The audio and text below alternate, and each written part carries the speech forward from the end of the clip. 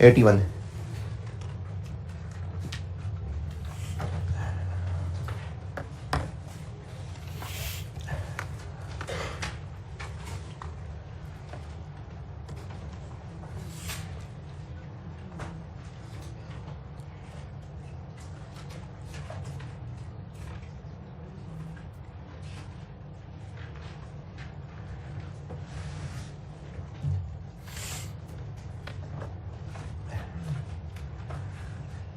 अच्छा, एक तो चूंकि कंपनी अकाउंट्स में भी IAS 12 तो मिक्स होता ही है, तो बैलेंस शीट इनकम स्टेटमेंट की शक्ल भी देख लें।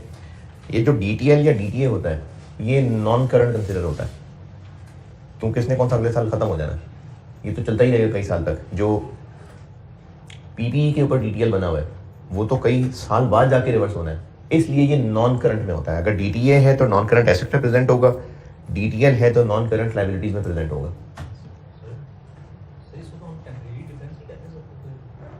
ये दुनिया टेम्परेरी है ना, आर्जी है ना दुनिया, तो कितने साल तक चल रही है, चलती जा रही है, तो एक साल से तो ज़्यादा ही है ना, टेम्परेरी है लेकिन एक साल से तो ज़्यादा ही है।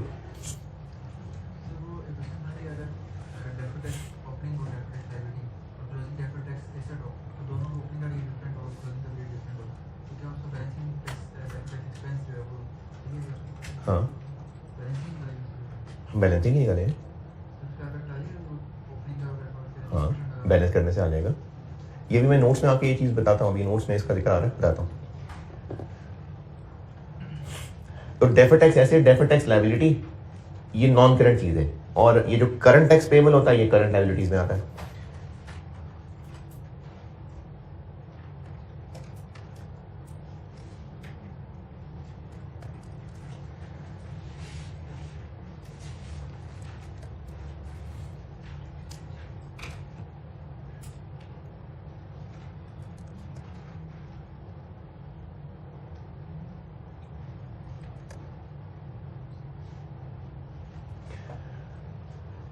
तो deferred tax liability, deferred tax asset non current present होता है, और टैक्स पेबल करंट लायबिलिटी में, और अगर एडवांस टैक्स है तो करंट टैक्स में, करंट एसेट में। ये बैलेंस शीट के फेस पे प्रेजेंटेशन हो गई, और एसओसीआई तो पता ही है, PPT में से टैक्स माइनस होता है। नोट्स, अगर तो आपसे पूछा जाए कि in accordance with IAS 12 disclosures बना दें, तो 2 डिस्क्लोजर्स बनते हैं, एक इस टैक्स एक्सपेंस का डिस्क्लोजर है और एक इस DTA का डिस्क्लोजर है, मतलब DTA या DTL। जो बैलेंस शीट की फिगर है ना, इसका डिस्क्लोजर है, उसको मैंने नोट 1 कह दिया, और एक ये जो इनकम स्टेटमेंट में टैक्स एक्सपेंस है इसका एक नोट बनता है। लेकिन अगर नाम लेके नोट पूछेगा तो यही नाम है, यानी अगर वो कहे कि डेफर्ड टैक्स का नोट बना दे, डेफर्ड का वर्ड साथ लगा हुआ है तो ये नोट मांग रहा है, और अगर बस वो कहता है टैक्स का नोट बना दे, या टैक्स एक्सपेंस का नोट बना दे, या टैक्सेशन का नोट बना दे, तो फिर वो ये नोट मांग रहा है। कैश लेवल पे ज्यादा टेस्टिंग इसकी होती है, CFAM में जाके ये ज्यादा टेस्ट होता है।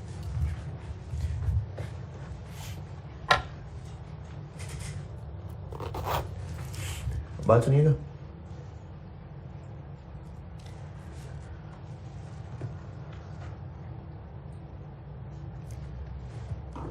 शहबाज कितने बजे तक आ जाता है?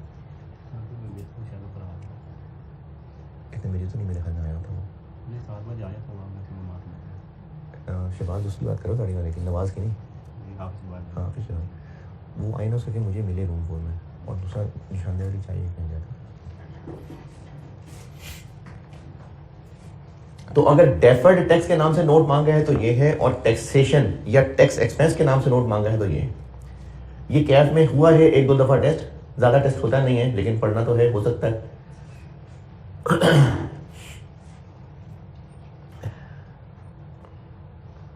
ये डेफर्ड टैक्स का नोट है।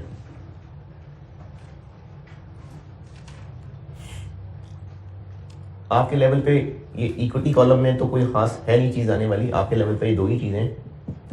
ये डेफर्ड टैक्स का नोट है, ये समझ लें।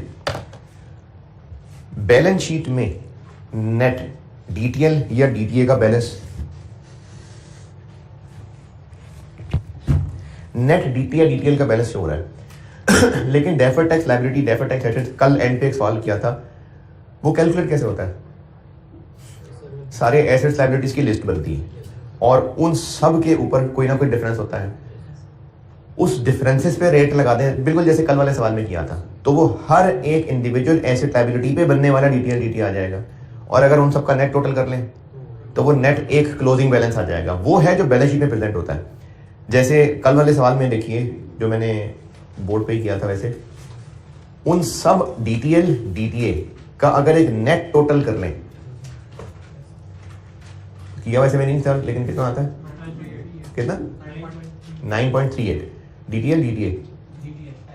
अब ये कल जो सवाल किया था 2017 वाला 18 वाला स्प्रिंग 18 था शायद, उसमें सारे एसेट्स लायबिलिटीज पे जो एक एक करके डीटीएल डीटीए बन रहा था, उस सबका एंड नेट टोटल 9.38 आ गया। वो बैलेंस शीट में प्रेजेंट हो रहा होगा यहां, लेकिन दुनिया वालों को ये भी बताना है कि डेफर्ड टैक्स क्यों बन रहा है, डिफरेंस आ रहा है, किस पे डिफरेंस आ रहा है, पीपी पे डिफरेंस आ रहा है, इंटेंजिबल एसेट्स पे डिफरेंस आ रहा है, बैड डेट्स पे डिफरेंस आ रहा है, ये होता है ये नोट।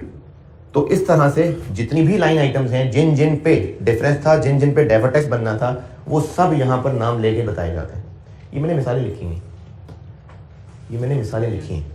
जितनी भी हमने कैलकुलेशन की होगी उसमें जो जो एसेट्स लायबिलिटीज आ रहे होंगे वो सब हम यहां बताएंगे। अच्छा, लेकिन किसी पे डीटीएल होगा, किसी पे डीटीए, तो जिन पे डीटीएल था उनको इस हेडिंग में डाल देंगे, और जिन पे डीटीए था उसको इस हेडिंग में डाल देंगे।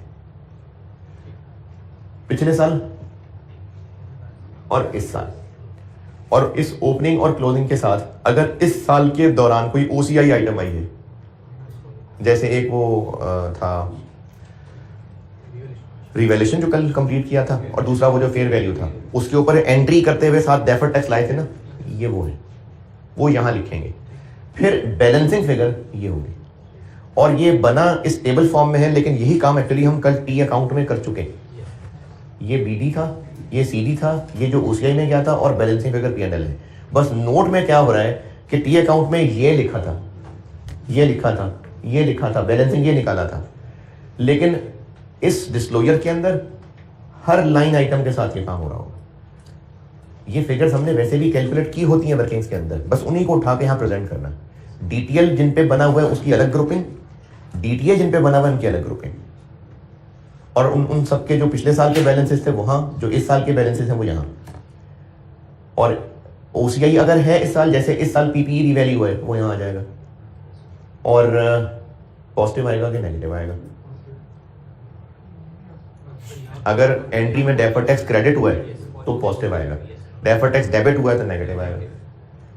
या टेबुलर वर्किंग जो कल रिवैल्यूएशन वाली कराई थी उसको देख लेंगे, उसमें डेफर्ड टैक्स पॉजिटिव लिखा हुआ था तो पॉजिटिव, नेगेटिव लिखा हुआ था तो नेगेटिव। वो जो रिवैल्यूएशन का टेबल नहीं बनाया था, तो वहां से पॉजिटिव नेगेटिव पता चलेगा। तो जिस तरह से हमने वर्किंग की होती है, ऑलरेडी कर ली होती है, बस उनको इस टेबल में लिखना है। ये डेफर्ड टैक्स का नोट है। अगर आपको ओपनिंग बैलेंस खुद दिया हो, ओपनिंग बैलेंस खुद दिया हो, जैसे कुछ सवाल थे जिनमें डीटीएल का ओपनिंग नहीं निकालना पड़ा, तो फिर आपको ये डिटेल नहीं पता। अगर सवाल में ओपनिंग डीटीएल खुद बता दिया तो वो तो ये बताया होता है, फिर आपको ये फिगर डिटेल नहीं पता, फिर भी अगर डेफर्ड टैक्स का नोट मांग लेते हैं तो सिर्फ ये वाली लाइन है, यानी फिर हम सिर्फ इतना बता रहे होंगे कि ओपनिंग डेफर्ड टैक्स का नोट, ओपनिंग ये था जो कि सवाल में दिया होगा, क्लोजिंग हमने निकाल लिया होगा। अच्छा, हमने तो अलग अलग निकाला होगा, लेकिन टोटल ही लिखेंगे क्योंकि ओपनिंग ही टोटल है। ओसीआई अगर कोई हुआ तो, और बैलेंसिंग पीएनएल। अगर आपको इस तरह से डिटेल अवेलेबल है तो ये डेफर्ड टैक्स का नोट है, लेकिन अगर ये अवेलेबल डिटेल नहीं है, क्यों? क्योंकि ये गिवन था, फिर भी डेफर्ड टैक्स का नोट बनाने को कह देते हैं, तो बस ये 4 लाइनें डेफर्ड टैक्स का नोट है।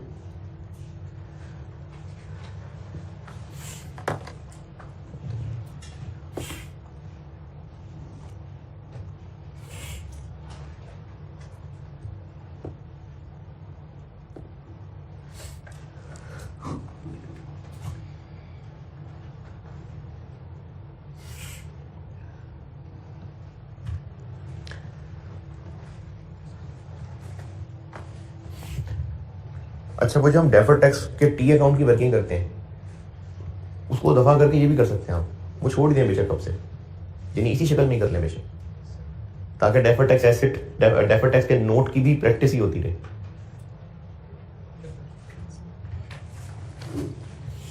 अगर ओपनिंग क्लोजिंग डीटीए है तो इसमें नेगेटिव फिगर लिख लें, डीटीए नहीं तो पॉजिटिव लिख लें।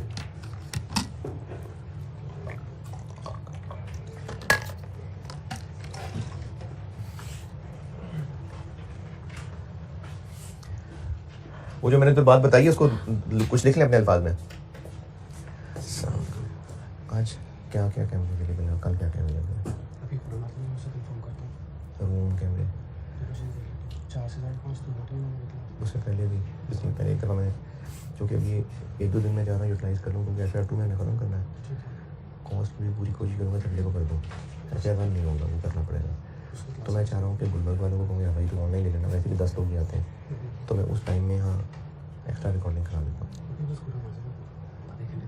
मुझे फिर बताइए राजू में आके हैं रूम और कैमरा मैक्सिमम जो अवेलेबल है आज भी और कल भी, ताकि मैं अकॉर्डिंगली ना गुलबर्ग का फैसला करूँ कि मैं उस टाइम में वहाँ ना जाऊँ, उस टाइम में यहाँ एक्स्ट्रा करा दूँ। वो मुझे भी बताइएगा ताकि मैं बच्चों को भी बताऊँ। शुक्रिया।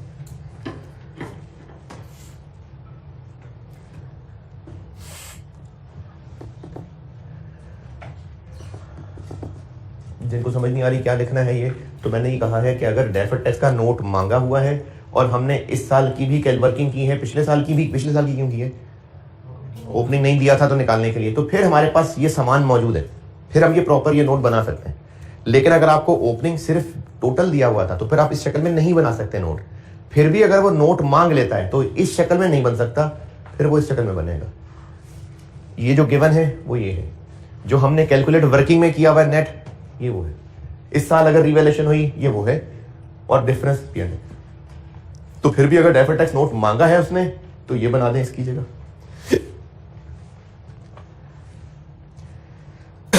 टैक्स एक्सपेंस का नोट, ये कैफ में बहुत ज्यादा टेस्ट होता है, यानी IAS 12 की टेस्टिंग में मेजर टेस्टिंग इसी की है। आपको जितने सवाल नजर आएंगे मोस्टली उसकी रिक्वायरमेंट में टैक्स नोट होता है। अच्छा बताओ क्या है टैक्स का नोट? इसको टैक्स एक्सपेंस, टैक्सेशन, कोई भी नाम लिया जाए उसी का नोट है। पिछला नोट पहचानने के लिए जरूरी वर्ड है डेफर्ड। डेफर्ड टैक्स का नोट तो वो पिछला वाला नोट है, डेफर्ड का वर्ड नहीं है, बस टैक्स का नोट बना दें, टैक्स एक्सपेंस का नोट बना दें, टैक्सेशन का नोट बना दें, तो ये वाला है। और ये वाली फिगर का नोट है जो इनकम स्टेटमेंट के फेस पे पीबीटी में से टैक्स माइनस हो रहा है ना, इस फिगर का नोट बता रहे हैं। अगर इनकम स्टेटमेंट के फेस पे टैक्स एक्सपेंस करंट डेफर्ड दोनों का डब्बे का, अगर ये 78 मिलियन है तो यहां 78 मिलियन लिखा हुआ है, इस 78 मिलियन का नोट है और वो 78 ऐसे बना है। अब वो जो करंट और डेफर्ड टैक्स से मिला के बनता है, एक तो हम इसको तोड़ के यहां पर बताएंगे, एक करंट टैक्स एक डेफर्ड टैक्स। इसमें ये जो करंट टैक्स और डेफर्ड टैक्स को मजीद तोड़ा हुआ है। करंट वाला तो हमने पढ़ा हुआ है। करंट टैक्स दो तरह से एंट्री की है, एक current tax for current year की और एक current tax for prior year की। ये वही दोनों है, current tax for current year, current tax for prior year. Current tax for current year कहां से आएगा? अच्छा, मैं आपको ये, क्योंकि मैंने शीट में नहीं की, डाउन नहीं की इसको डाउन, ये फिगर आप करंट टैक्स की वर्किंग से लाएंगे जो सवाल में कर रहे होंगे। ये जो मैं इधर लेबलिंग करूंगा ना, इनमें से अगर आपको कोई काम की बात लगे तो अपनी बुक पे भी इसको लेबलिंग कर देना। एग्जाम क्वेश्चन में जब टैक्स नोट कहा जाएगा तो एक तो ये देख लें कि वो टैक्स की फिगर का ब्रेकअप बता रहे होंगे, जिसमें current tax for current year, current tax for prior year और डेफर्ड टैक्स। ये बताता हूं अभी। तो current tax for current year current tax की वर्किंग से निकलेगा, करंट टैक्स फॉर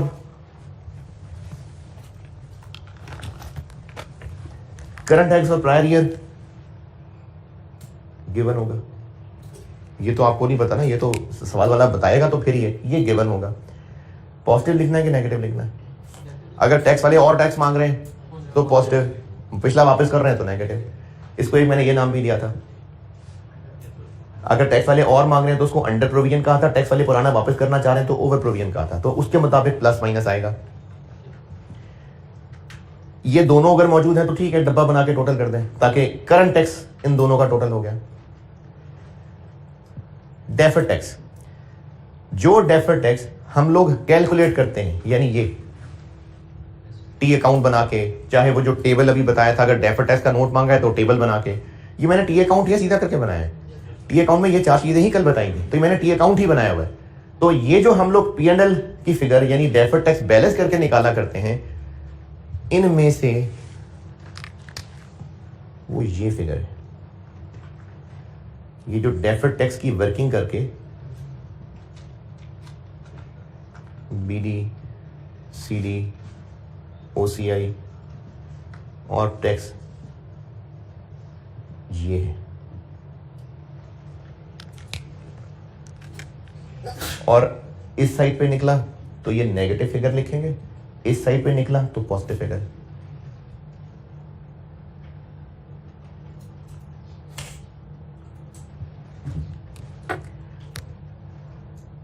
एक क्वेश्चन 10 होमवर्क किया था आपने, उसमें टैक्स रेट डिफरेंट थे डिफरेंट ईयर्स में।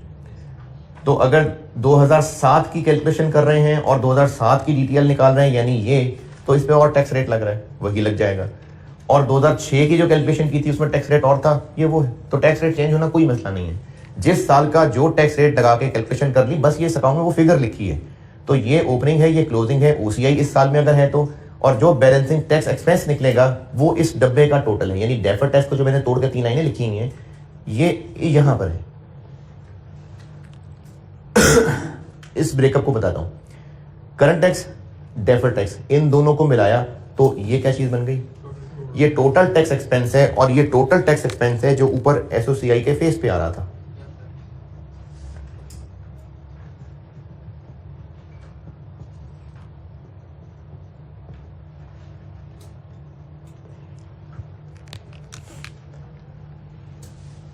जो SOCI के फेस पे इनकम स्टेटमेंट पे टैक्स एक्सपेंस आ रहा है, ये उसका नोट बता रहा है कि वो कैसे बना है, उसको करंट और डेफर्ड में तोड़ा है।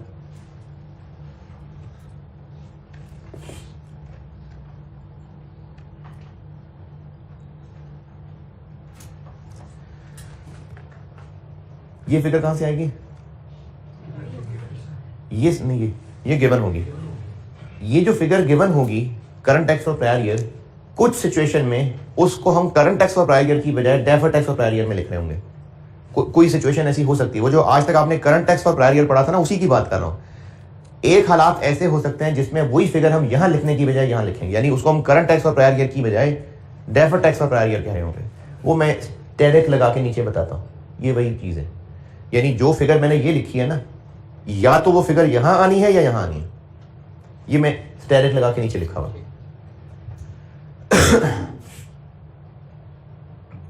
बल्कि अभी मुझे फिर स्लाइड नीचे करनी है, मैं अभी बता देता हूं। अपने पास आपके लिखा तो हुआ ही है। अगर क्वेश्चन में ब्रॉड फॉरवर्ड लॉसेस आ रहे हैं, ब्रॉड फॉरवर्ड लॉसेस, तो पिछले ईयर्स में तो हमने टैक्स पर दिया ही नहीं था। और जब टैक्स दिया ही नहीं था, क्यों नहीं दिया था, फिर लॉसेस आ रहे थे। तो जब टैक्स दिया ही नहीं था तो फिर हमसे वो और टैक्स नहीं मांग रहे होंगे, बस हमें बताएंगे कि आपका जो लॉस की फिगर आपने हमें बताई है वो सही नहीं है।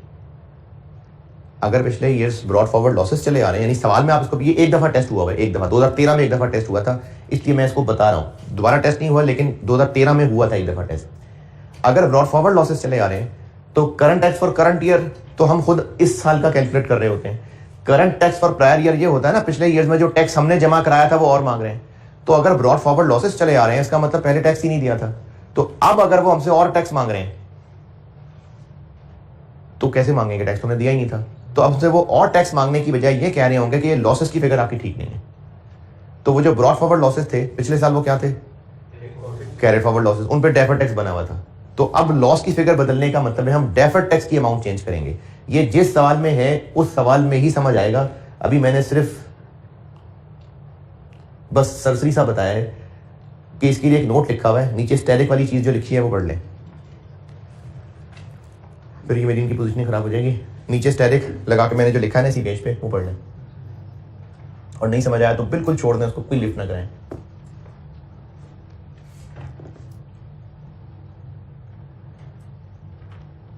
और उसके साथ ये भी लिख लेना कि इसको अगर सवाल में समझना हुआ तो ये स्प्रिंग 13 में ये पॉइंट टेस्ट हुआ था।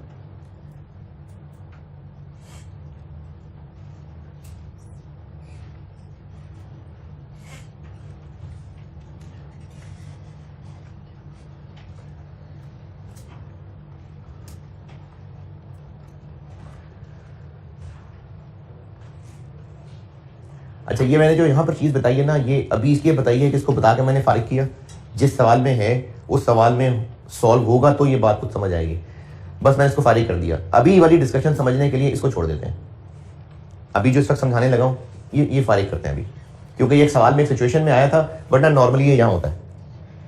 क्योंकि ब्रॉड फॉरवर्ड लॉस आने का हमें यकीन थोड़ी है कि वो हमेशा से चला आ रहा है, क्या पता वो पिछले साल आया हो, और ये जो टैक्स वाले टैक्स मजीद मांग रहे हैं ये 4 साल पुराना मांग रहे हो, तो इसलिए ये बहुत एक्सेप्शनल सिचुएशन है जो मैंने बताई है।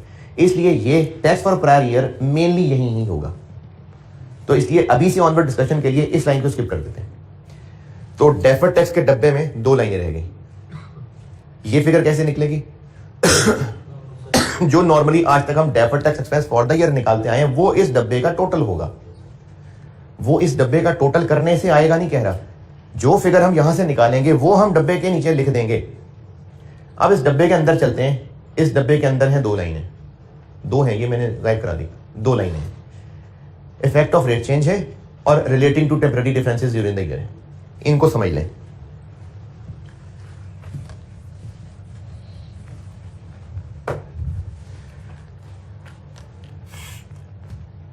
ये जो effect of tax rate change है ना, ये समझाने लगा हूं, इस पेज पे तो जगह नहीं है, अगर ये जो मैं समझा रहा हूं ये आप लिखना चाहें पहले समझ लें, लिखना चाहें तो फिर अलग से रजिस्टर में कहीं लिखिएगा, ना लिखना चाहें कोई मसला नहीं है, बिल्कुल बुरा नहीं लगेगा मुझे, बस समझ लें भी। एक एग्जांपल लेते हैं एक प्लांट की जो कि 1 लाख रुपए का था। ईयर 1 में अकाउंटिंग में डेप्रिसिएशन चार्ज हुई 10,000 और टैक्स वालों ने इसकी डेप्रिसिएशन अलाउ कर दी 22,000 और ईयर 1 में टैक्स रेट 30% था। डेफर्ड टैक्स कैलकुलेट करते हैं, दोनों अप्रोचेस से बताता हूं, P&L मेथड भी। P&L मेथड में अकाउंटिंग की डेप्रिसिएशन और टैक्स डेप्रिसिएशन का फर्क लिया जाता है। कितना फर्क आया? 12,000, पॉजिटिव नेगेटिव। P&L मेथड में टैक्स की फिगर माइनस अकाउंटिंग की फिगर, टैक्स रेट 30% था, डेफर्ड टैक्स एक्सपेंस आ गया 3600। असली वाला IAS 12 मेथड लगाते हैं,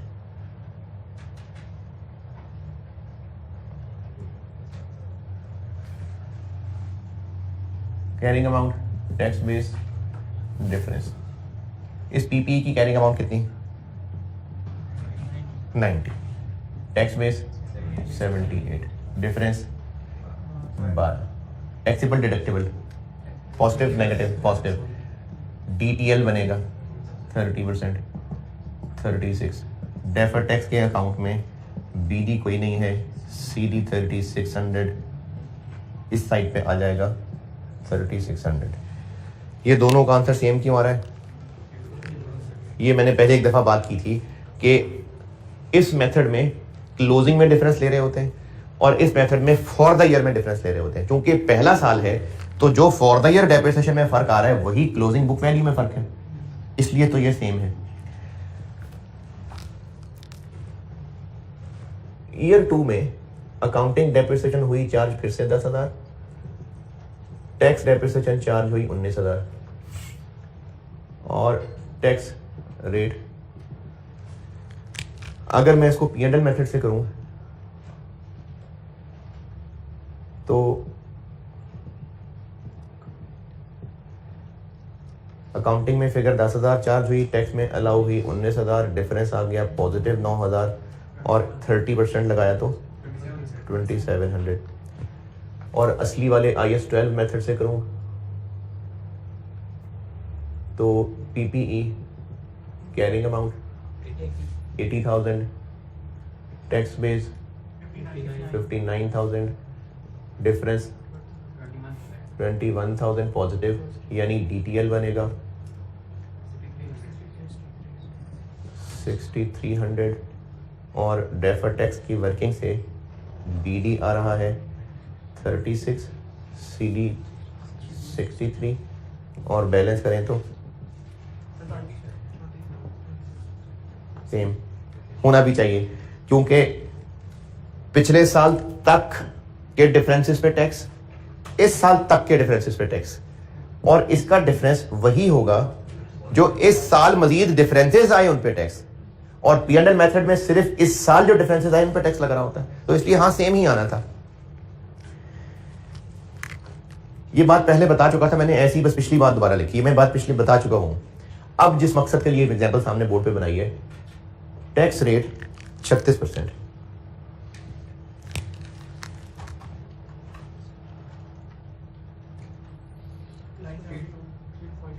थ्री टू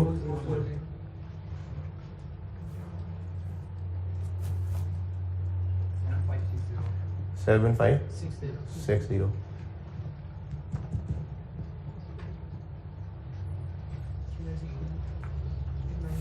39, अब बराबर नहीं आ रहा, क्यों नहीं आ रहा? वो तो सवाल में नजर आई गया, रेट चेंज हुआ है। ओपनिंग का क्या? ये जो फर्क आ रहा है ना, वो फर्क इसलिए आ रहा है कि ओपनिंग क्लोजिंग में जो डिफरेंस आया वो दो वजहों से आया। पिछले साल तक 12,000 का फर्क था, इस साल ये बढ़ के 21,000 हो गया। इस साल में मजीद कितना फर्क क्रिएट हुआ? पिछले साल पीपीई की कैरिंग अमाउंट टैक्स बेस में 12,000 का फर्क था, इस साल वो फर्क बढ़ के 21 तक पहुंच गया। इस साल मजीद कितना फर्क क्रिएट हुआ? 9,000। तो वो जो मजीद फर्क क्रिएट हुआ 9,000, उस पर लगाएं 36%, 3 फिर दोबारा लगाने की जरूरत नहीं, ये लगा बना। और बैलेंस शीट यानी IAS 12 असली मेथड में क्या होता है कि पिछले साल तक के डिफरेंसेस पे रेट लगाते हैं, इस साल तक के डिफरेंसेस पे रेट लगाते हैं, उसमें डिफरेंस लेते हैं। तो सपोजिटली वो डिफरेंस क्यों आया होगा? दोबारा, पिछले साल तक के डिफरेंसेस, किस पे डिफरेंसेस, क्या बात हो रही है? कैरिंग अमाउंट टैक्स बेस, पिछले साल तक के डिफरेंसेस पे रेट, इस साल तक के डिफरेंसेस पे रेट, यानी 12,000 पे रेट और 21,000 पे रेट। तो इनमें फर्क क्यों आ रहा है? सपोजिटली क्योंकि मजीद डिफरेंसेस में डिफरेंस आया, उसके ऊपर रेट लग गया। लेकिन अभी इस वक्त ये जो 3960 है, ये दो चीजों को रिफ्लेक्ट कर रहा है। एक तो इस साल मजीद डिफरेंस क्रिएट हुआ, उसका टैक्स है। उसके अलावा ये 7560 बना है 21,000 इंटू रेट, और ये बना है, ये मैंने ऊपर लिखा हुआ, यहां दोबारा बताता हूं, ये बना है ऐसे, और ये बना है 21 पे 36 लाख। इस 21 में ये 12 शामिल है। हाँ, पिछले साल तक का डिफरेंस 12 था, इस साल डेप्रिसिएशंस में 9,000 का मजीद डिफरेंस क्रिएट हो गया, तो वो पीपी का डिफरेंस 21 तक पहुंच गया ना। तो इस 21,000 के टैक्सेबल डिफरेंस में ये 12,000 का टैक्सेबल डिफरेंस इंक्लूडेड है। तो एक तो 9,000 का मजीद डिफरेंस आया, और इसमें जो 12 छुपा हुआ है, पहले 30 लगा हुआ है, अब 36, तो उस 12,000 पे 6% का फर्क भी आ गया।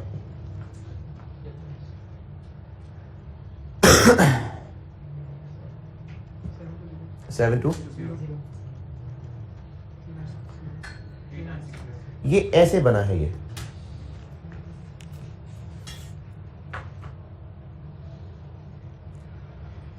और ये मैंने मिसाल आपको समझाई है, पिछले साल रेट और था, इस साल रेट और है। एक और भी मिसाल होती है उसकी, लेकिन अगर इसको भी हजम कर लें तो वो मिसाल सवाल के साथ भी बताई जा सकती है। टैक्स रेट चेंज का जो इफेक्ट आया, ये उसकी एक मिसाल है। इस मिसाल में क्या हुआ है, पिछले साल टैक्स रेट और था, इस साल टैक्स रेट और है। एक और सिनेरियो भी इसकी मिसाल हो सकती है, लेकिन अभी वो ओवर हो जाएगा। अभी एक मिसाल है, वो सिनेरियो सवाल में है, उस सवाल के साथ सिनेरियो बताऊंगा। तो ये जो deferred tax expense for the year है, इसकी फिर दो वजह हो गई। एक तो टैक्स रेट चेंज होने की वजह से कुछ डेफर्ड टैक्स एक्सपेंस बना, दूसरा जो इस साल मजीद डिफरेंसेस अराइज हुए, उनके ऊपर डेफर्ड टैक्स एक्सपेंस बना। इसको ऐसे तोड़ के दिखाने की जरूरत है अगर नोट मांगा है तो, लेकिन अगर आपसे नोट नहीं मांगा, बस वैसे ही कहा है डेफर्ड टैक्स एक्सपेंस कैलकुलेट कर दें, फिर इस टेंशन की जरूरत नहीं है। Deferred tax expense for the year कितना है? For the year 2 3960। बस कैसे कैलकुलेट किया? जैसे फ्लो में करते हैं, ओपनिंग क्लोजिंग, उनका डिफरेंस। तो ये जो रेट चेंज का असर है, ये सिर्फ तब अलग दिखाने की जरूरत है जब नोट मांगा हुआ है, जो कि मैं भी एक्सप्लेन कर रहा हूं। अब बोलने आप क्या पूछ रहे थे? अगर तो सिर्फ डेफर्ड टैक्स एक्सपेंस निकालना है या एंट्री करनी है, फिर इस टेंशन में की जरूरत नहीं है, बस ये काफी है deferred tax expense for the year. अगर टैक्स एक्सपेंस का नोट मांगा है तो ये तोड़ना पड़ेगा। और ये मैंने effect of tax rate change का एक सिनेरियो बताया है। क्या पिछले साल टैक्स रेट और था तो डेफर्ड टैक्स लायबिलिटी और रेट पे बनी हुई थी, इस साल टैक्स रेट और है तो फिर मजीद डिफरेंट रेट पे बन गई। ये एक सिनेरियो है जिसमें इफेक्ट ऑफ रेट चेंज आता है। एक और सिनेरियो भी है लेकिन अभी बताना ओवर हो जाएगा, वो सवाल के साथ बताऊंगा। अगर ये कहानी किसी ने लिखनी हो तो लिख ले, नहीं तो कोई बात नहीं, क्योंकि लिख भी लेंगे तो 15 दिन बाद तो आप भूल ही गए होंगे कि किया क्या था। तो अगर किसी ने लिखनी है तो लिख ले, अगर नहीं लिखने का मूड ना तो कोई मसला नहीं, आप सबके पास एक्सेस है। अगर कभी किसी का दिल किया ही, आप यहां पर लिख लें कि लेक्चर 102 और अपने रजिस्टर देख के पता चल जाएगा कि मैंने कितना को लेक्चर रिवाइंड करके देखना। आप जो कुछ नोट कर रहे हैं तो वो बोर्ड पे रिवाइंड फॉरवर्ड करके देख लेना किस मौके पे बताया। मेरा ख्याल तकरीबन को आधे घंटे बाद, तो इसलिए ना नोट करें बेशक, लेकिन ये लिख लें कि ये जो सर ने एक दफ़ा इफेक्ट ऑफ रेट चेंज समझाया था वो लेक्चर 102 में समझाया था और तकरीबन कोई 30-40 मिनट गुजरने के बाद समझाया था। तो ना नोट करें, टाइम लगेगा। लेकिन लेक्चर नंबर टाइम जरूर रेफरेंस दे दें, कभी दिल कर ही जाता है कि क्या बताई थी ये बात।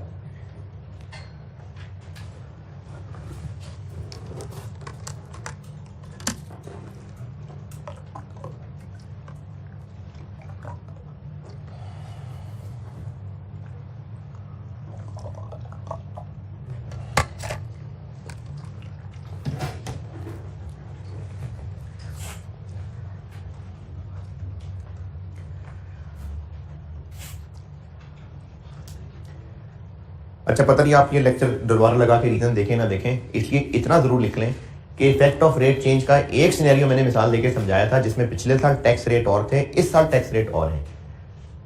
इसका एक और सिनेरियो भी है, वो एक सवाल के साथ बताऊंगा। ये एक मिसाल थी, एक सिनेरियो की मिसाल थी जिसमें पिछले साल टैक्स रेट और था, इस साल टैक्स रेट और है। वरना ये ऐसे सिनेरियो में भी हो सकता है जिसमें इस साल टैक्स रेट और होगा और अगले साल टैक्स रेट और होगा, वो भी हालात बन सकते हैं, लेकिन वो सवाल के साथ, अभी उस पर टाइम नहीं लगाता। क्या नहीं, ये हम ईयर 2 में खड़े होकर ये काम कर रहे हैं, तो पिछले साल और था और इस साल और है। लेकिन एक ये भी सिनेरियो सवाल में टेस्ट हो चुका जिसमें इस साल और है, अगले साल और है। हमने डेफर्ड टैक्स पे अगले वाला रेट लिया होगा।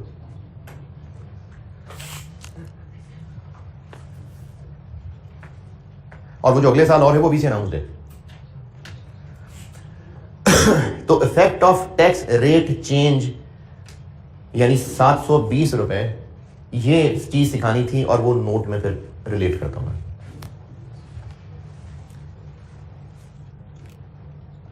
दोबारा करना पड़ेगा इसको।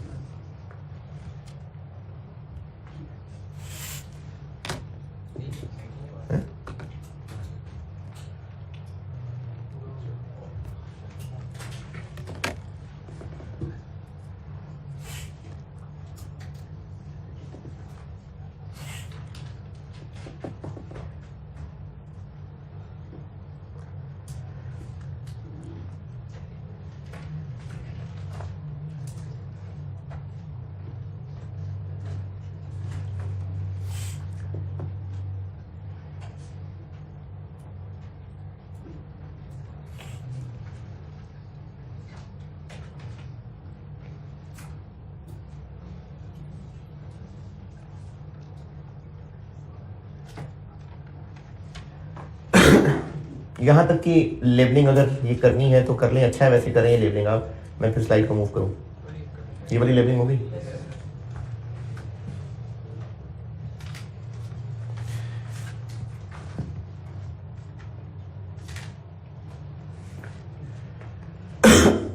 ये फिगर हमने जो डेफर्ड टैक्स की कैलकुलेशन से निकाली है वो फिगर है, और इस मिसाल की बात करूं तो 3960 है।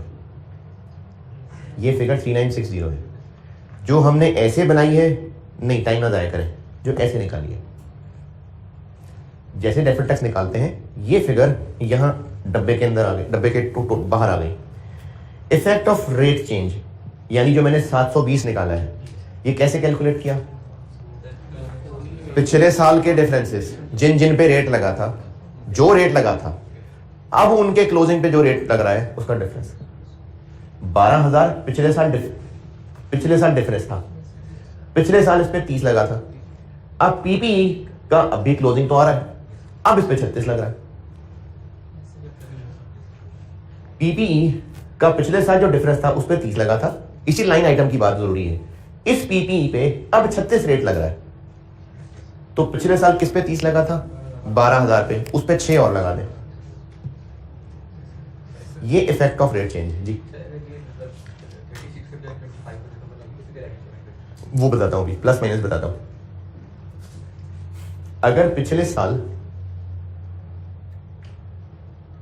प्रोविजन फॉर ग्रेच्युटी भी थी, अब वो नहीं है, तो फिर इफेक्ट ऑफ रेट चेंज के बगैर भी काम चल जाएगा। नहीं रहने दें, ये सवाल के साथ भी कॉम्प्लिकेटेड हो गया, कुछ नहीं कहा मैंने, बी कुछ नहीं कहा मैंने। पीपीई जिस पे पिछले साल 12,000 का डिफरेंस था, 30% रेट लगा था, और अब पीपीई पे 21 का डिफरेंस अब 36 लगा है, तो 12 पे 6 और लगाएंगे। ये 720 की फिगर यहां लिखेंगे, relating to changes in tax rates. Positive लिखेंगे कि नेगेटिव लिखेंगे, अगला मसला। वो वर्किंग वन में स्लाइड नीचे करता हूं तो बताता हूं। ये फिगर वर्किंग वन से लिखेंगे, ये मैंने स्किप करा दी थी लाइन। ये फिगर कैसे बनाएंगे? बैलेंस कर लेंगे। यानी ये नहीं कि आप पहले अब आप P&L मेथड भी लगाएं, नहीं, ये तो कर ही चुके, ये वर्किंग वन से कर ली, बैलेंस करेंगे तो ये आता है, ये बैलेंसिंग फिगर है। इसको डब्बे के बाहर लिखेंगे, इफेक्ट ऑफ रेट चेंज अभी वर्किंग वन से बताता हूं, और ये बैलेंसिंग फिगर।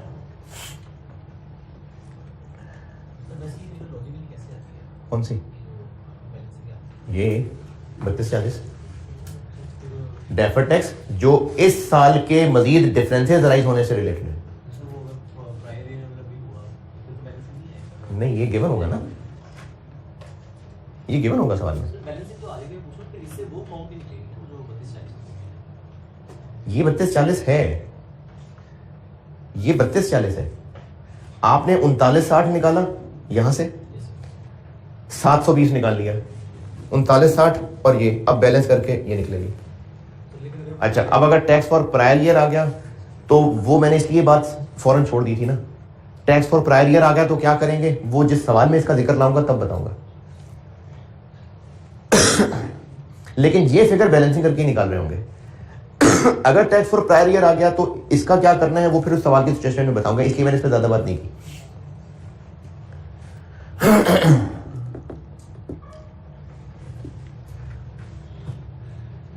टैक्स एक्सपेंस के नोट के दो हिस्से हैं।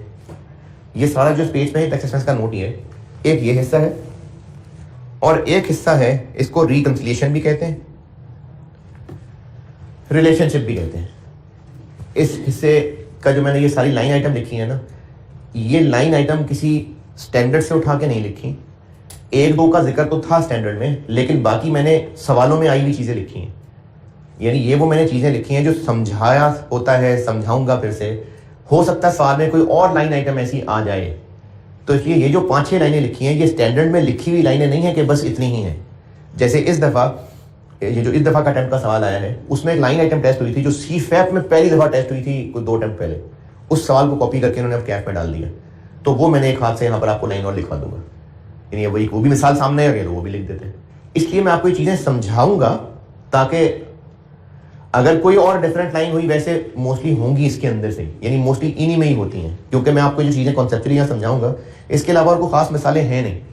वो जो इस दफा सवाल में टेस्ट हुआ था वो भी एक मिसाल है, मतलब CFAP की बुक में मैंने फॉर्मेट में वो भी डाली हुई है, कैफ की भी बुक में आपको ये हाथ से डलवा देता हूँ, लेकिन इतनी ही होंगी, इससे ज्यादा और कोई जहन में आती नहीं है। ये चीजें मैं आपको समझा भी देता हूँ और आप याद भी कर लेना सपोर्ट के लिए, वरना समझा भी रहा हूं। ये टैक्स एक्सपेंस का नोट, ये और जैसे ऊपर बनाया था वो सारा टैक्स एक्सपेंस का नोट है। यानी आपको टैक्स एक्सपेंस का नोट बनाने को कहा जाएगा तो सारा बनना है।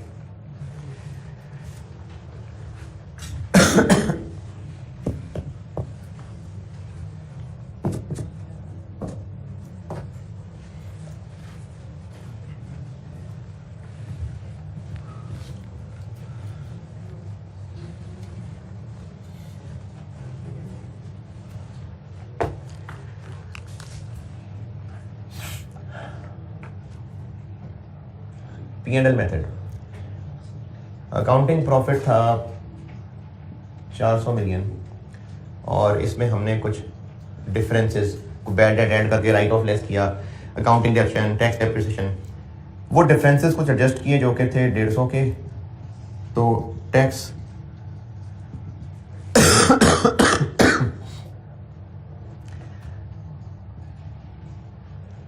टैक्स प्रॉफिट 250 आ गया। करंट टैक्स किसके ऊपर लगेगा? टैक्स प्रॉफिट पे। करंट टैक्स रेट 20% है, लेट्स से इस पे 20% लगा, इसको हमने कह दिया करंट टैक्स। और ये जो डिफरेंसेस आए, डेफर्ड टैक्स इन डिफरेंसेस के ऊपर ही तो रेट लगाते हैं। अकाउंटिंग डेप्रिसिएशन, टैक्स डेप्रिसिएशन का फर्क, bad debt expense, bad debt right of का फर्क, राइट ऑफ यूज की डेप्रिसिएशन, इंटरेस्ट एक्सपेंस और लीज पेमेंट का फर्क, ग्रेच्युटी एक्सपेंस, ग्रेच्युटी पेड का फर्क, तो इनके ऊपर रेट लगाया कितना, और इसको हमने डेफर्ड टैक्स कह दिया था, और इन दोनों को मिला के टोटल टैक्स एक्सपेंस कहा। तो अगर प्रॉफिट पे 20% लगा लेते तो 80 आ जाता। ये इसके बराबर क्यों आ गया?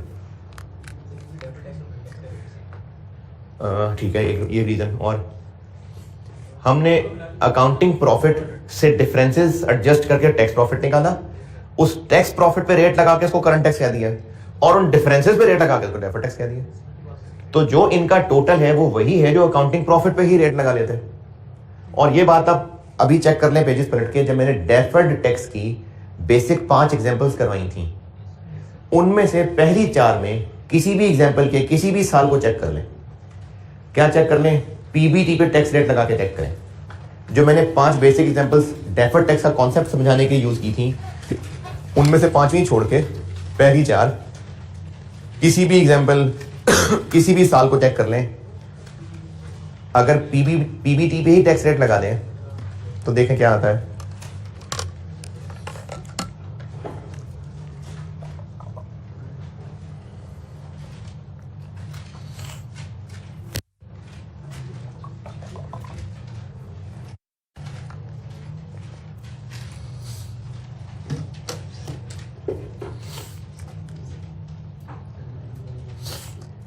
पहली 4 एग्जांपल में किसी भी एग्जांपल के किसी भी साल में पीबीटी पे टैक्स रेट लगा दें तो टैक्स के डब्बे का टोटल आ जाएगा।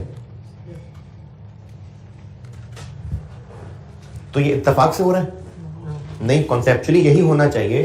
इसको कहते हैं relationship between tax expense and accounting profit, कि जो हम tax expense, current tax, deferred tax की फनकारियां लगा के निकाल रहे हैं, अगर अकाउंटिंग प्रॉफिट पे ही टैक्स रेट लगा लेते तो वही आ जाता। इसको relationship between accounting profit and tax expense कहते हैं।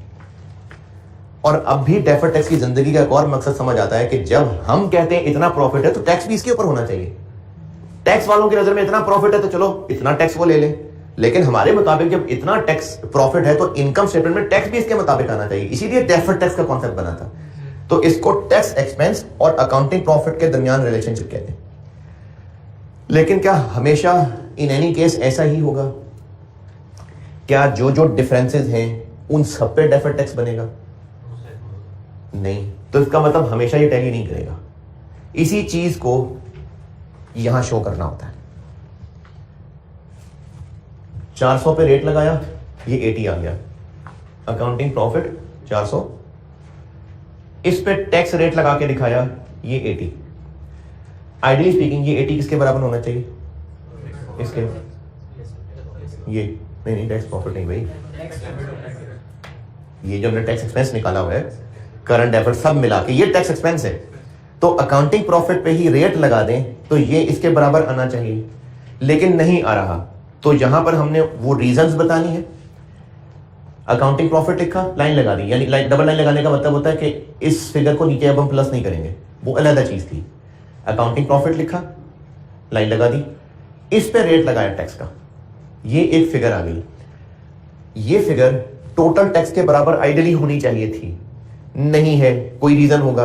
ये वो रीजन है, इसमें ये रीजंस प्लस माइनस कर दिए तो आंसर इन सब का यही आ गया। इसका मतलब हमने रिकन्सिलिएशन पूरी सेट कर ली। तो इस रिकंसिलिएशन का, इस रिलेशनशिप का स्टार्टिंग पॉइंट अकाउंटिंग प्रॉफिट होगा, उस पर टैक्स रेट लगाएंगे और ये सारी एडजस्टमेंट्स करने के बाद ये जो इस वर्किंग का आंसर होगा वो इससे टैली करना चाहिए। तो फिर आपका ये पोर्शन इसका मतलब सही है, खुशियां मनाएं।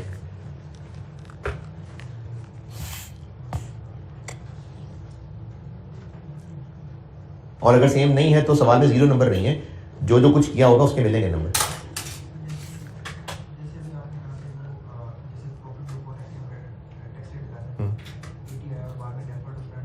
मिलाएं तो भी 80 था।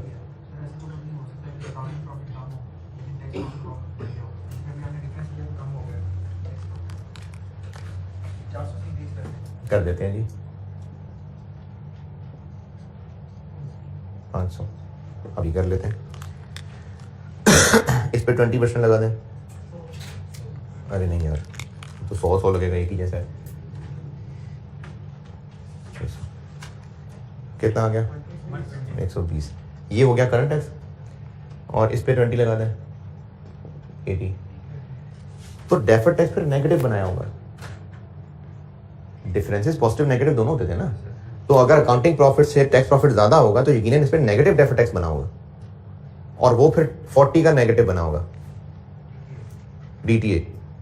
तो ये 80 से टैली करेगा। है? क्या डेफर्ड टैक्स हमेशा पॉजिटिव ही आता है? नेगेटिव भी तो होता है ना। तो वो ये पूछ रहा था कि अगर अकाउंटिंग, ये तो आपने अकाउंटिंग प्रॉफिट से टैक्स प्रॉफिट कम करके दिखा दिया, तो दोनों को ऐड करके इतना ही बनना था। तो टैक्स प्रॉफिट ज्यादा कर दें। अगर टैक्स प्रॉफिट अकाउंटिंग प्रॉफिट से ज्यादा है, इसका मतलब कोई ना कोई नेगेटिव डेफर्ड टैक्स भी बना होगा। तो इसलिए ये दोनों का आंसर जो ये आ रहा है वो अकाउंटिंग प्रॉफिट पे रेट लगाने से टैली करना चाहिए, क्योंकि कॉन्सेप्चुअली हमने डिफरेंसेस एडजस्ट करने के बाद टैक्स प्रॉफिट निकाला, उस पर करंट टैक्स बनाया और फिर डिफरेंसेस पे ही डेफर्ड टैक्स बना दिया, यानी हमने सब पे टैक्स लगाया। तो अकाउंटिंग प्रॉफिट पे ही रेट लगा के आंसर टैली ही करना था इससे। इस कॉन्सेप्ट को relationship between accounting profit and tax expense कहते हैं। इस हिस्से में करना यह होगा कि आप अकाउंटिंग प्रॉफिट से शुरू करेंगे, उसके ऊपर रेट लगाएंगे। अब ये वाला पोर्शन स्टार्ट हो गया। इसमें और असल टैक्स में जिन जिन चीजों की वजह से फर्क है ये वो चीजें लिखेंगे और इसमें वो सब चीजें प्लस माइनस करके आंसर अगर असल टैक्स एक्सपेंस वाले से टैली कर गया, उसका मतलब ये रिलेशनशिप वाला पोर्शन पूरा हो गया। अब ये क्या चीजें हैं ये एक एक करके बताता हूं।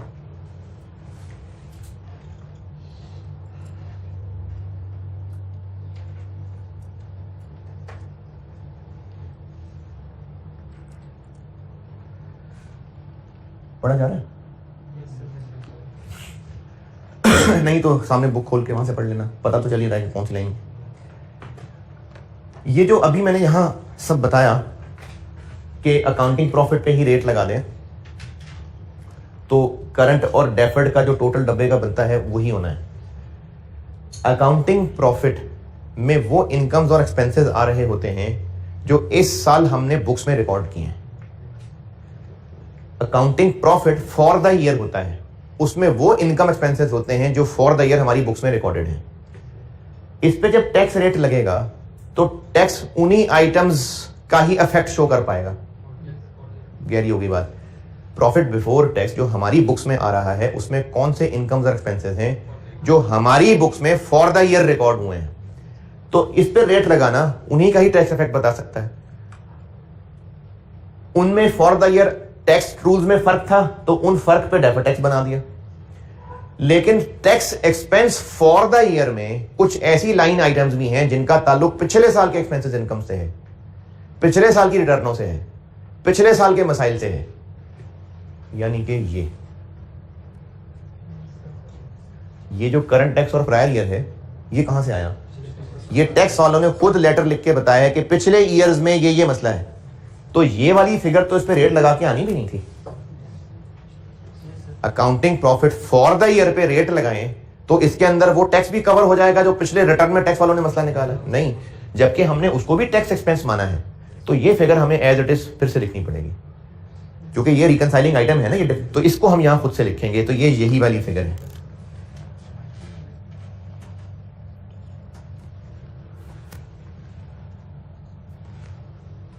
क्योंकि वो फिगर या तो हम यहां लिख रहे होंगे, यहां लिख रहे होंगे, उसी फिगर को उठा के यहां लिख लेंगे, क्योंकि वो डिफरेंस है। इस पे रेट लगा के जो आंसर आना है वो टोटल टैक्स एक्सपेंस से टैली नहीं कर रहा होगा, क्योंकि इस टोटल टैक्स को निकालते हुए हमने खुद से भी एक फिगर डाली है जो पिछले साल की एडजस्टमेंट थी, टैक्स वालों ने बताई थी। पीबीटी पे रेट लगा के वो फिगर ऑटोमेटिकली कवर्ड हो सकती है, तो इसलिए हमने इसको खुद यहां लिखा, पॉजिटिव नेगेटिव जैसे ऊपर लिखा था, जो ऊपर लिखा हुआ है वही फिगर नीचे लिख दी। इसी तरह ये क्या चीज है कि पहले रेट और था, इस साल रेट और है, ये उसका इफेक्ट है। वो जो 12,000 पे 6% और लगा है, तो अकाउंटिंग प्रॉफिट पे रेट लगाने से वो कवर्ड है ऑलरेडी? नहीं, उसको भी हमें यहां दोबारा खुद लिखना पड़ेगा।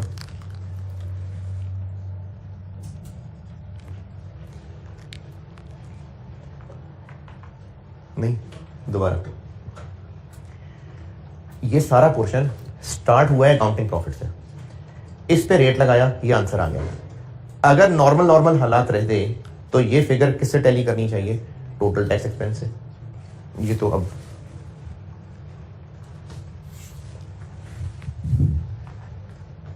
लाइन अब बेकार हो गई। ये फिगर इससे टैली करनी चाहिए, यानी अकाउंटिंग प्रॉफिट पे ही रेट लगा देना, करंट डेफर्ड सबको संभाल लेगा। लेकिन इस साल tax expense for the year में ये फिगर ऐसी है जो टैक्स वालों ने खुद बताई है हमारे पिछले किसी रिटर्न का मसला निकाल के, तो वो तो अकाउंटिंग प्रॉफिट पे रेट लगाने में कवर नहीं हो सकती। उसको यहां खुद से दोबारा लिखा। क्यों लिखा? क्योंकि इसको इससे टैली कराने जा रहे हैं ना, तो वो लिखेंगे तो टैली करेगा। इसी तरह ये जो इफेक्ट ऑफ रेट चेंज अभी समझाया था, ये कैसे निकाला था? पिछले साल के डिफरेंसेस पे तब 30% लगा था, इस साल वो दोबारा एक्यूमुलेट हुए, अब 36 लग गया। तो जो 6 का फर्क है वो भी तो डेफर्ड टैक्स एक्सपेंस में आ रहा है, वो भी तो इधर कहीं आ रहा है। तो क्या वो 6% पिछले साल के डिफरेंसेस का एडजस्टमेंट अकाउंटिंग प्रॉफिट पे रेट लगाने से होगी इंक्लूड? तो उस लाइन को भी यहां दोबारा लिखना पड़ेगा। तीसरी चीज, इस साल हमने कुछ ऐसी इनकम्स अपने प्रॉफिट में रिकॉर्ड की होंगी जो टैक्स वालों ने एग्जेम्प्ट रखी होंगी, तो उन पे टैक्स लगा होगा असल में, ना करंट ना डेफर्ड। अगर वो रिसीवेबल है, टैक्स बेस का डिफरेंस आ रहा है, तो डेफर्ड भी नहीं लगा होगा। अकाउंटिंग प्रॉफिट में तो वो शामिल है। क्यों? क्योंकि हमने अपनी बुक्स में उनको इनकम फॉर द ईयर माना हुआ है। जब इस पीबीटी पे रेट लगाया तो उस पे भी लग गया। उस पे किस पे? वो इनकम फॉर द ईयर जो एग्जेम्प्ट फ्रॉम टैक्स है। जब पीबीटी पे रेट लगाया तो उस पे भी रेट लग गया, हालांकि असल टैक्स निकालते हुए उस पर टैक्स ही नहीं लग रहा। तो उस इनकम पे टैक्स रेट लगा के यहां से माइनस कर दें, ये माइनस कर दें, ताकि असल टैक्स एक्सपेंस तक पहुंचे। और इसी का उलट ऐसे एक्सपेंसेस फॉर द ईयर जो हमारी बुक्स में आ रहे हैं, लेकिन टैक्स वालों ने उन पे डिडक्शन नहीं अलाउ करनी होती, पेनल्टी हो गई, वो एडमिन बिल्डिंग की डिडक्शन हो गई, तो हमने उसको फॉर द ईयर एक्सपेंस माना हुआ है अपनी बुक्स में, तो हमारा अकाउंटिंग प्रॉफिट कम आ रहा है, उसी पे रेट लगाया, जबकि असल में टैक्स हमें उन पे देना पड़ा है। देखिए, हमने expense for the year record किया हुआ पेनल्टी को, तो अकाउंटिंग प्रॉफिट में पेनल्टी लेस हुई है ना। अकाउंटिंग प्रॉफिट पे ही टैक्स रेट लगा देना, यानी पेनल्टी पे भी टैक्स सेविंग मिल जाना, जबकि असल में उसमें नहीं मिली टैक्स सेविंग, तो पेनल्टी पे टैक्स रेट लगा के ऐड बैक कर दो।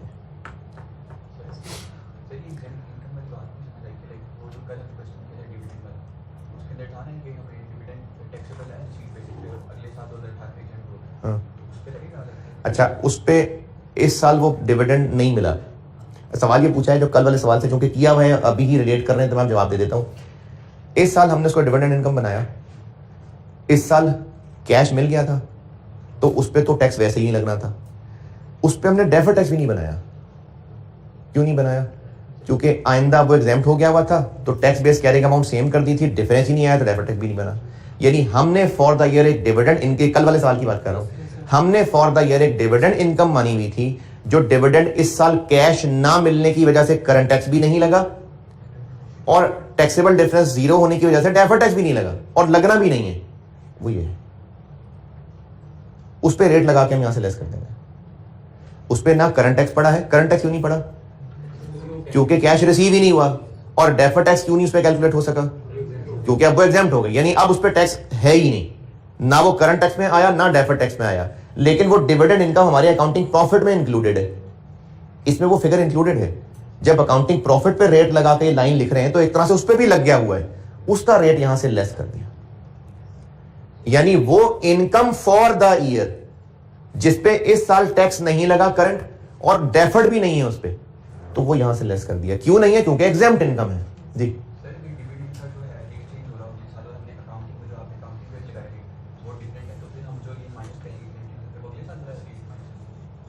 अच्छा, ये जो अगर डिविडेंड वाली सिचुएशन है ना, ये 3-4 मुख्तलिफ कॉम्प्लिकेटेड सिचुएशंस बन सकती हैं।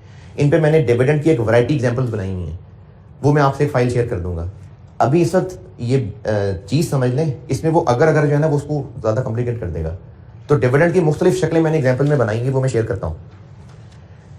एग्जाम्प्ट इनकम जो हमने फॉर द ईयर इनकम बनाई, हमारी बुक्स में वो इनकम है, डिविडेंड इनकम है, कोई और कैपिटल गेन है, वो हमारी बुक्स में as an other income included था, लेकिन टैक्स वाले उस पर टैक्स नहीं लगाया करते, एग्जाम्प्ट है वो, तो उसके ऊपर रेट लगा के यहां से लेस हो जाएगा। और इसी का उलट वो एक्सपेंस है जो टैक्स वाले अलाउ नहीं किया करते, लेकिन हमारी बुक्स में वो फॉर द ईयर आ रहा है, ये वो ऐड हो जाएगा। ये दोनों फिर करंट टैक्स निकालते हुए एक टैक्स क्रेडिट भी माइनस किया था। ये पाकिस्तान में वैसे चांस कम ही है, सवालों में भी आज तक नहीं हुआ, लेकिन जिस तरह से वैरायटियां नई से नई आ रही हैं बिल्कुल हो सकता है। तो टैक्स क्रेडिट होता है टैक्स कैलकुलेशन करने के बाद टैक्स वाले कहें चलो यार ठीक है 2000 में छोड़ दिए। तो इस साल अगर हमें को टैक्स क्रेडिट मिला और वो करंट टैक्स निकालते हुए लेस कर लिया, तो ये बचत अकाउंटिंग प्रॉफिट पे रेट लगाने में कवर्ड हो सकती है ऑटोमेटिकली, तो इसलिए उसको हमें खुद से लेस करना पड़ेगा। ये बात दोबारा, ये जो current tax for current year निकाला था, ये कहां से आया सवाल में?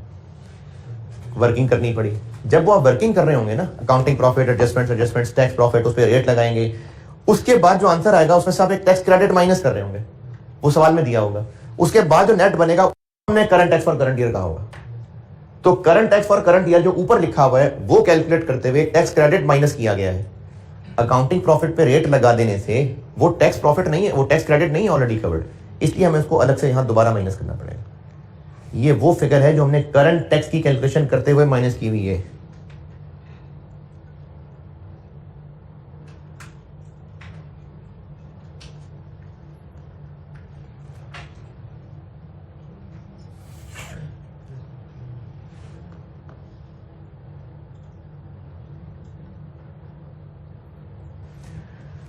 क्या क्या हो गया? ये समझ लें जी। एक दो सवाल ऐसे बीच में किए, एक ही था शायद, कि जिसमें नॉर्मल प्रॉफिट पे टैक्स रेट 30% लग रहा था, डिविडेंड इनकम पे 10% लग रहा था। हमने dividend income for the year बनाई, इसके अंदर वो शामिल है। जब इस प्रॉफिट पे हमने 30% लगा दिया तो इसमें शामिल डिविडेंड इनकम पे भी 30 लग गया, जबकि असल में उस पर 10 लगा हुआ। तो हमारी इस हरकत से 20 ज्यादा लग गया ना, वो 20 माइनस कर दिया, फिर गया ये माइनस कर दी। मैंने एक इनकम की मिसाल दी है, हो सकता है कोई एक्सपेंस भी हो सकता है। Dividend income for the year थी, dividend income for the year हमारे प्रॉफिट में इंक्लूडेड है। उस पे टैक्स वाले कहते हैं इसमें 10% लगाएंगे, बाकी पे 35 लगाएंगे।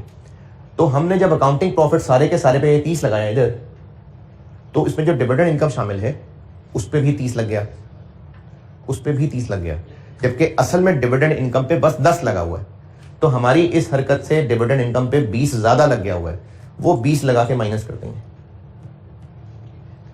और इसी का उलट नॉर्मल पे 30 लगता है, डिविडेंड पे 40% लगता है, तो 10% और लगा के ऐड करते हैं।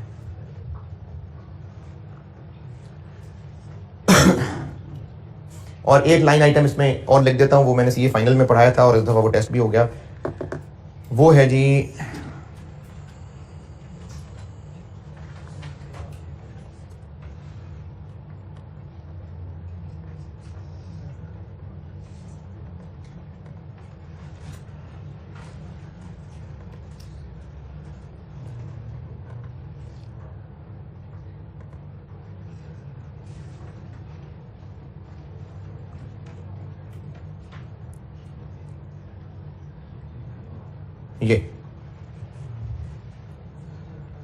ये आप खुद हाथ से लिख लें बुक पे।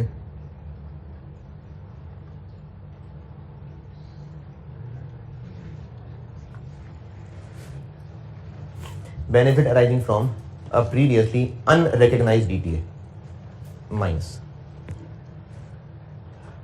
benefit arising from a previously unrecognized DTA.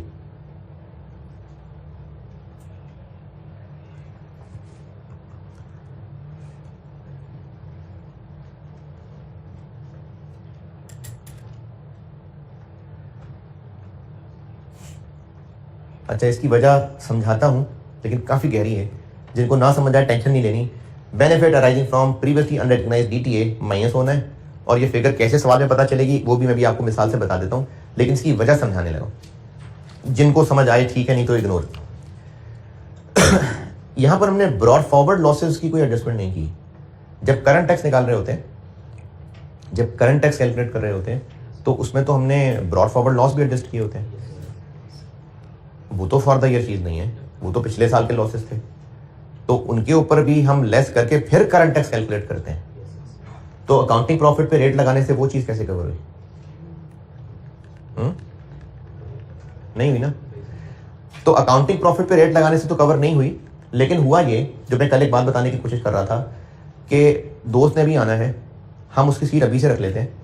जब दोस्त आएगा तो सीट हम उठा लेंगे, बैग, और दोस्त बैठ जाएगा। यानी उस वक्त दोस्त का आना नेट जीरो हो गया, क्योंकि बैग उठ रहा है और दोस्त बैठ रहा है, तो सीट पे नेट इंक्रीज कोई नहीं हुई। और वो मैंने एक मिसाल लेके भी शायद ये बात बताई थी, मुझे लगता है कि इनका मिसाल थी, टैक्स अगले साल लगना था, कुछ ऐसी शायद मैंने मिसाल, ये जो मैंने 2 साल की बात की थी ना कल परसों कहीं, शायद मैंने कोई फिगर लेके भी बताई थी। और एक स्टूडेंट ने कैरी फॉरवर्ड लॉस पे DTA क्यों बनता है ये पूछा था, तो मैं असल में उसका जवाब दे रहा था। पिछले साल वो कैरी फॉरवर्ड लॉस था, ये मैं बता क्या रहा हूं, मैं इस लाइन की रीजन बता रहा हूं नॉलेज के लिए, अगर समझना चाहें तो, वरना तो ये याद कर लें, लाइन भी माइनस होती है। पिछले साल कैरिड फॉरवर्ड लॉस था, पिछले साल कैरिड फॉरवर्ड लॉस था, उस पे डेफर्ड टैक्स एसेट बना लिया था। कैरिड फॉरवर्ड लॉस था तो उस पे डेफर्ड टैक्स एसेट बना लिया था, नेगेटिव। यानी हमने अपनी टैक्स में एक बचत, डेफर्ड टैक्स एसेट बनता है तो नेगेटिव डेफर्ड टैक्स एक्सपेंस बनता है। पिछले साल जब वो कैरिड फॉरवर्ड लॉस था तो हमने एक DTA बना लिया था। DTA बनाया यानी पिछले साल हमने एक टैक्स सेविंग ले ली, टैक्स बेनिफिट पिछले साल रिकॉर्ड कर लिया। अब वही इस साल ब्रॉड फॉरवर्ड लॉस कहलाया, और अब उससे क्या हुआ, करंट टैक्स कम हो गया, लेकिन उसके मुकाबले पे अब क्लोजिंग DTA की जरूरत नहीं पड़ी। पिछले साल वो कैरी फॉरवर्ड लॉस था, उस पे DTA बन गया था 100 का, 500 का कैरी फॉरवर्ड लॉस था, 20% रेट है, हमने 100 का DTA बना लिया था। अब इस साल वो ब्रॉड फॉरवर्ड लॉस कह के करंट टैक्स की कैलकुलेशन में यूज हो गया। क्या फर्क पड़ा उससे? करंट टैक्स कम आ गया। इस साल कैरिड फॉरवर्ड लॉस है नहीं, तो DTA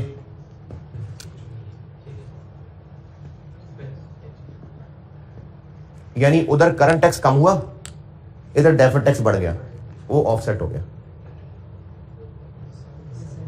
अकाउंटिंग प्रॉफिट में वो पिछले साल ब्रॉड फॉरवर्ड लॉस नहीं है ना कवर्ड, तो अकाउंटिंग प्रॉफिट पे रेट लगाने से वो ब्रॉड फॉरवर्ड लॉस का तो असर ही नहीं आना चाहिए था। तो वो इसलिए किसी एडजस्टमेंट की जरूरत नहीं पड़ी कि वो असर वैसे ही जीरो हो गया, क्योंकि पिछले साल हमने कैरिड फॉरवर्ड लॉस DTA बना लिया था। इस साल वो ब्रॉड फॉरवर्ड लॉस कह के करंट टैक्स की वर्किंग में लेस हुआ, उससे करंट टैक्स कम आया, लेकिन अब चूंकि कैरिड फॉरवर्ड लॉस नहीं है, अब DTA नहीं है, तो ये डिफरेंस डेफर्ड टैक्स एक्सपेंस की शक्ल में आ गया। तो उधर करंट टैक्स एक्सपेंस 100 रुपए से कम हुआ, इधर डेफर्ड टैक्स एक्सपेंस 100 रुपए से ज्यादा आया, नेट हो गया। तो इसलिए किसी एडजस्टमेंट की यहां जरूरत ही नहीं पड़ी ब्रॉड फॉरवर्ड लॉस के नाम से। वो लगा जाके उधर, किसी एक को भी समझ आया? पिछले साल हमने इस पे DTA क्यों बनाया था? बस आखिरी बातें, क्योंकि कैरिड फॉरवर्ड लॉस था, हमें उससे फ्यूचर बेनिफिट होना था। लेकिन मैंने एक बात ये बताई थी कि ये सिर्फ तब हम DTA बनाएंगे अगर उम्मीद है अगले साल हम प्रॉफिट्स में होंगे। अगर अगले साल हमें प्रॉफिट्स की उम्मीद ही नहीं है, फिर DTA नहीं बनेगा। तो पिछले साल DTA अच्छा सच्ची ये जो मैं इधर बात बता रहा था, कितने लोगों को समझ आई ये जो बात बता रहा था?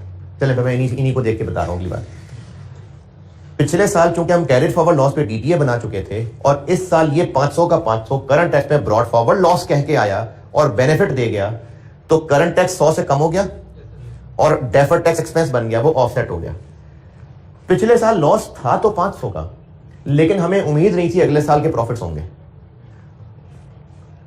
तो हमने 100 का डीटीए नहीं बनाया। हमें उम्मीद थी कि इतने तो नहीं होंगे, थोड़े से होंगे, हम पूरे 100 नहीं, हम सिर्फ 60 का बेनिफिट ले सकेंगे। पिछले साल लॉसेस तो 500 थे और इन पे डीटीए बनना 100 था, लेकिन हमें लगता था कि हम इस पूरे का बेनिफिट नहीं ले सकेंगे। इस वजह से हम पूरे पे डीटीए नहीं बना सके थे, हमने सिर्फ 60 का डीटीए बनाया था। इस साल बड़े प्रॉफिट्स हुए, तो वो 500 हमने करंट टैक्स निकालते हुए ब्रॉड फॉरवर्ड लॉस लेस कर दिया, यानी करंट टैक्स में इस पूरे की सेविंग आ गई, जबकि डीटीए हमने बनाए सिर्फ 60 हुआ था, तो रिवर्स भी सिर्फ 60 हो सका। करंट टैक्स में 100 की बचत आई हुई है, जबकि ये सिर्फ 60 रिवर्स हो पा रहा है, तो 40 को अब हमें एज अ लेस लिखना पड़ेगा।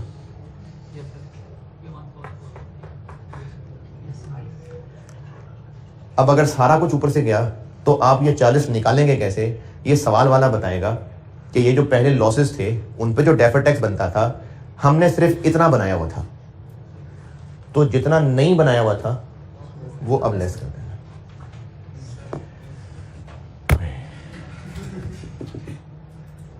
अब ये जो सारी मेहनत है, ये तो खैर एक मैक्सिमम मेहनत है ना, सवालों के अंदर ये 2-2 3-3 लाइनें होती हैं बस, ये सारी नहीं होती हैं। अब इसमें ये जो मैं डेफर्ड टैक्स, लास्ट बात, वो जो मैं टैक्स रेट चेंज बता रहा था, प्लस लिखना है कि माइनस लिखना है। डीटीएल बना हुआ था, टैक्स रेट और बढ़ गया, 30 से 36 हो गया। पहले ये मैं वो बता रहा हूँ 720 पॉजिटिव लिखना है कि नेगेटिव लिखना है। डीटीएल था, टैक्स रेट 30 से 36 हो गया, तो 720 को पॉजिटिव लिखेंगे। ये तो मैं रिपोर्टिंग वाली फाइल खोली हुई है, यानी पहले टैक्सेबल डिफरेंस था, रेट और बढ़ गया, 12,000 टैक्सेबल डिफरेंस था ना, रेट 30 से 36 हो गया, तो 720 को पॉजिटिव लिखेंगे। 12,000 था टैक्सेबल, रेट 30 से 25 हो गया, तो नेगेटिव लिखेंगे। डिडक्टेबल डिफरेंस था, रेट बढ़ गया और नेगेटिव, डिडक्टेबल डिफरेंस था, रेट कम हो गया, पॉजिटिव। तो प्लस माइनस साइन इस टेबल को याद कर लें। किस चीज का प्लस माइनस साइन?